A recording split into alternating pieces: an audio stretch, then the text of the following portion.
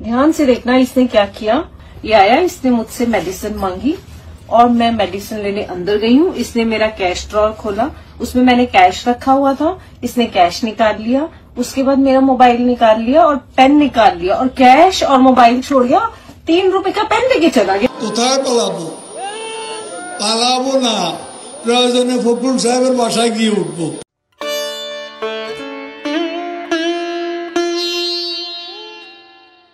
আওয়ামী লীগের পলাতক নেতারা আজ 9 মাস ধরে দেশের বাইরে পড়ে আছে। কোথায় থাকছে, কেমন আছে, কি খাচ্ছে তা কেউ জানে না। এমনকি তাদের নেত্রী শেখ হাসিনাও একটাবার তাদের খবর নেয় না।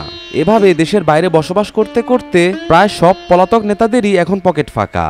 কিন্তু কিছু করার নেই, পকেটে টাকা না থাকলেও বাঁচতে হলে এখন বিদেশেই পড়ে থাকতে হবে। ওবায়দুল কাদেরও তাদের ব্যতিক্রম নয়। টাকার কমতি দেখা দিলেও সে এখন আর দেশে ফিরে আসতে পারবে না।